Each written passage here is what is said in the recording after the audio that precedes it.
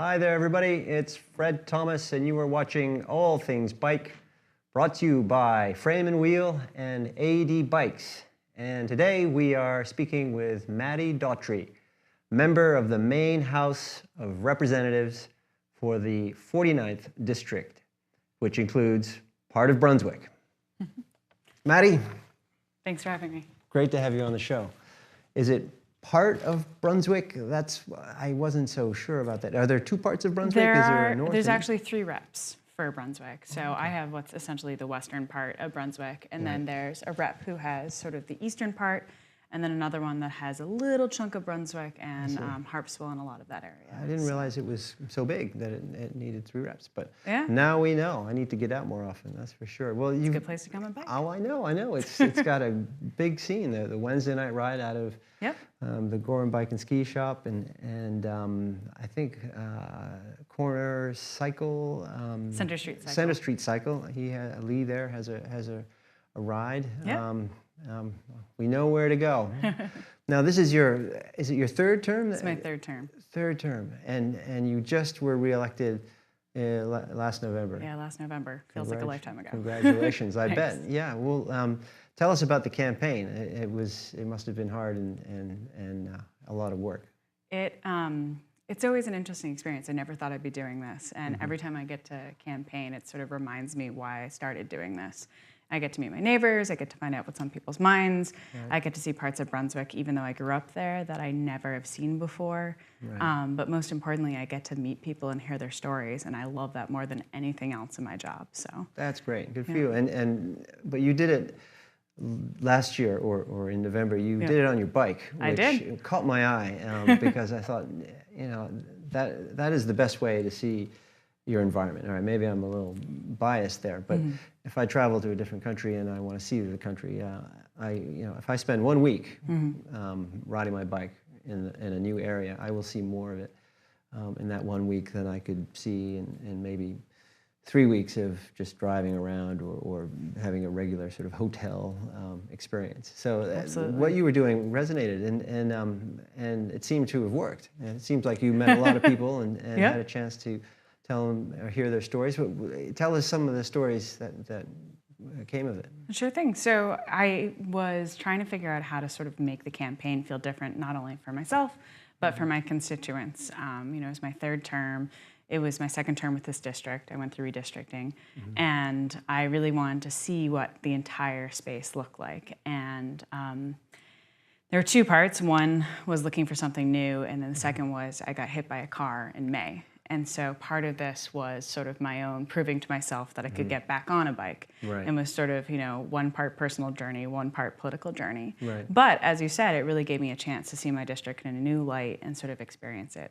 Originally, I was hoping to bike every public roadway in Brunswick and document it. Oh, yeah. But I think I was a little overeager on how quickly I would have been healed up. So for my next campaign, my goal is going to be to bike every single public roadway and be able to document it. Because as a citizen, it gives you an idea of how we're funding our infrastructure, also what our infrastructure looks like, but also as a cyclist, it gives you an opportunity to see where really needs some help or what areas aren't necessarily safe. So where would that? So that's going to take you to Western Brunswick. I mean, can you zero in a little bit? I'm not that familiar. The hills. We've got the hills. So I have pretty much most of downtown. The district goes down Federal Street, and then it goes sort of around the college, and then down and out around Muir Point. So I have all of the peninsula of Muir Point. And then it's basically everything from there over to Freeport. So it's River Road, Durham Road, a lot of the major intersections running into Freeport, a lot of the downtown areas. Right. There's there are tons of cyclists on that road. I think. I mean, I think there were some time trials that went in that neighborhood. But, and also the East Coast Greenway runs through a lot of it as well, which I love being able to tie into that. Right. So what kind of bike? I mean, you're going to have a mountain bike or or some kind of a gravel bike. What kind of bike are you riding now? Well, on the campaign, I rode a variety of bikes that have been fixed up. My boyfriend's a bike mechanic at L.O. Bean. So my dad's old 1991 rock hopper steel frame. Oh, man. Got instant credibility with like the classic cyclist. Yeah, it got retrofitted to like be able to hold the panniers with my palm cards, with all my campaigning materials, with rubber bands and a hole punch. Nice. and an embarrassing bell on the front. No. And then, I had a few others. Some days I wanted to see if I could get out and see more of the district and wouldn't have as much time to stop. Like, I learned very quickly that I had to have a kickstand when I was going door to door. Otherwise, I was just leaving my bike passed out in someone's front lawn. Well, this is perfect. So you have perfect excuses for obtaining the whole range of bicycles, starting with a mountain bike, and then you can have a road bike, and I have a fat bike too. And well, if it snowed like 2 elections ago, I could have maybe had an excuse for a fat bike. Wow. Yeah. Well, dreams do come true. I prefer no more snow while campaigning, but it was an interesting brief period of time. Well, what did people say? I mean, were there any really interesting stories? I mean, did people say, "What are you doing on your bike?" or how did the conversations go? It ran the gamut. I actually had one woman who she opened the door, and I was trying to give my introduction and my spiel, and she saw my bike in the driveway, and she's like, "You got my vote," and slammed the door and left. Which, Nice. Okay, that's like a quick and easy interchange.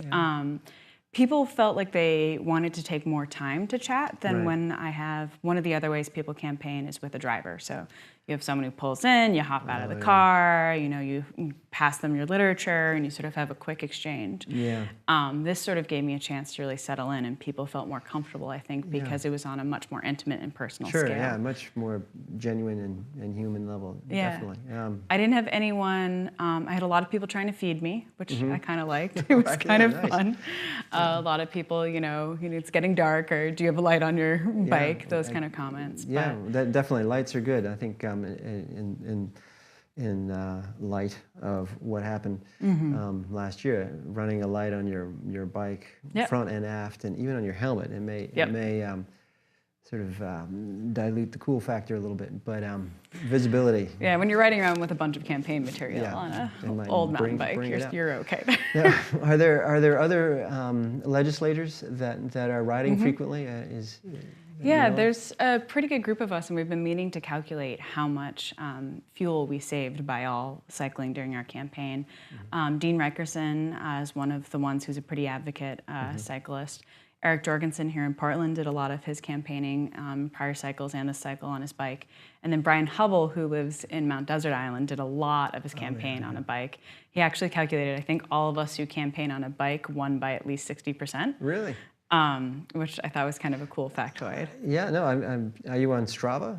I am on Strava. Right on. I mean, that's a great way to sort of broaden the net, but I mean, that is amazing stuff. I mean, but what about the rest of up there in Augusta? Is there on Thursday afternoon? Is there a scheduled ride where all the legislators sort of get out? And I wish. and ride? The Bicycle Coalition of Maine does a really great event where they get legislators out on bikes, including legislators who might not have bikes since they were a small child. Oh, good deal. And a lot of it's to show them the different accessible trails, but part of it is also showing them that there's some really scary intersections where you can't easily navigate as a cyclist. And so it's sort of an education and advocacy day, but that's pretty much the only ride that exists. Really? Well, I mean, it seems like, riding together with your colleagues from your side of the aisle and the other side of the aisle. Yeah. If you could ride together, let's say there's the Thursday afternoon ride where you all just go ride 20 miles and all that stuff sort of gets left in the State House. Does clear your mind. And you clear your mind, and you're not talking about the stuff that you're talking about during the session, but just rapping on a human level. I mean, that's probably fantasy. But do you find that riding a bike does allow you to connect better with legislators or across the aisle as well as? It does. It definitely provides a good foundation for a conversation, finding out different stories. One other legislator, his father met his stepmother on the trek across Maine, little stories like that. It also has provided sort of a conversational point for me of a lot of people who are nervous in rural areas of Maine about cyclists. Yeah. And that was another, a group of stories that was sort of hard for me to hear, is almost sort of this anger sometimes that's out there on certain roads when people see cyclists, that they feel like they don't belong there. Yeah. But in Maine, we really have a diverse group of vulnerable users who are on our roadways. We have snowmobilers, we have farm equipment, we have horses, we have pedestrians, we have cyclists. Even those things that what do you call them? You stand on them and they got two wheels. Segway. Segways. Not too many of those, but they do exist around here. It's in the legislation. Yep. It's to everyone's surprise. But yeah. wow. Well, what I mean, what does that? Do you find that you're spending more time on cycling safety issues in addition to the time you spend with education and your other responsibilities? A little bit. I have one bill this year that I've been working in tandem with the Bicycle Coalition of Maine on. It's an act to promote traffic safety education in Maine. And the real genesis of this bill came from conversations that everyone at that organization had, their volunteers. Right. And after I got hit, a lot of the conversations I heard about how do we protect our vulnerable users and sort of work towards a Vision Zero mission of not having any vulnerable user deaths in Maine. And what we realized is a lot of people aren't aware of what the rules are. And if it was taught in the school and it's accessible to everyone, maybe that's the best place to start. So we realized, children around 4th grade are just starting to be able to independently, navigate their bike out of their parents' driveway and showing them spending 1 hour, this is how you need to ride on the road, look, both ways, and not just about bikes, about being a pedestrian and also about cars. And then sort of gear it as they get older about, you need to give 3 feet when you're passing a cyclist in a car. And that's the same for, pedestrians and what are good practices. So is this a bill that would, in a way, encourage or set the stage for cyclists receiving some kind of formal training before hopping on a bike? I think so. Because we do that for cars, obviously, and I don't know, do we do that for snowmobiles and other motorized equipment? A little bit, and there's different, user education programs depending on what you're on, but this is sort of just thinking about the whole, sort of being a good citizen, whether you're on foot or on a snowmobile or in a car. It's just sort of like the, 101 crash course of how we interact with the road. Yeah, no, and especially for kids. I mean, you need to always think about, look both ways or what side you need to ride on. I mean, none of us received anything like that. I have no idea how we figured it out, but it would be good for everyone. Are you working with any of the community organizations that have programs for kids, after-school programs that are intended to, give them something to do, basically, after school related to bikes? There are a lot of great programs that sort of have after-school activities. The programs I'm hoping to reach out to and I've had some conversation with are sort of the walking school buses for school districts and also Kids Who Bike. There's a lot of different biking groups and communities all throughout Maine where kids of all ages can safely sort of commute or carpool together on bike and sort of sharing their experiences in Augusta and how do we make it safer for them. That's great, yeah. Well, what other legislations or plans are you working on that we should know about? That's the major one relating to cycling. I have 19 bills, but that's the only one that deals with cycling. So you're very busy. And what's next? I mean, are there term limits for House representatives? There are. There's you can serve a total of 4 consecutive terms, and you can after that you can serve another term, but you have to have one. Yeah, you have to take a little. Right. So maybe a bike packing break. Yeah, right. You ride across the country.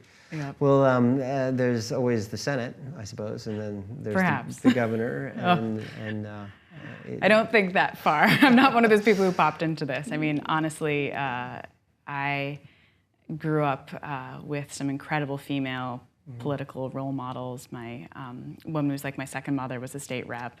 My mom was involved in local politics and was chair of the Brunswick Town Council. And so I sort of wanted to be a journalist, but then I came home, I was passionate. So many of my friends were struggling to get jobs. And I realized if I wanted to make a difference, I might as well be able to get passionate. I mean, you're doing that right now. I mean, the College Affordability and Completion Commission that you're on is related to that.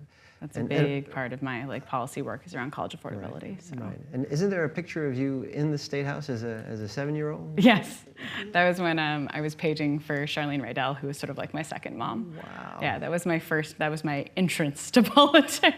Wow. Well, it's a great story, and congratulations on what you've achieved, and it's great that you're able to do all this and get out there and be on a bike and be accessible, because that's, I think, something that people like in their representatives. Yeah. I think getting to see your representative just around the corner really, really helps. And for me, cycling gives me sort of clarity in mind. It's something I grew up doing through my father really introduced me to it, and so it's sort of been a good touchstone for me. Wonderful. Well, keep on doing it, and I will make a point of getting up to Brunswick and joining a ride, and absolutely, I'm sure our paths will cross. Thank you so much. Thanks for having me. Thank you, Mattie. Of course. That was Mattie Daughtry, Maine House of Representative for the 49th District, which is part of Brunswick. You can find out more about what Mattie is working on at her website, mattiedaughtry.com. And that's all we have time for right now. Thanks for watching, and we'll see you again soon. All Things Bike with Fred Thomas is brought to you by Frame and Wheel, eBay selling services for cyclists and bike shops throughout New England, and AD Bikes, the modern face of Austro-Daimler cycling and the bike company of the future.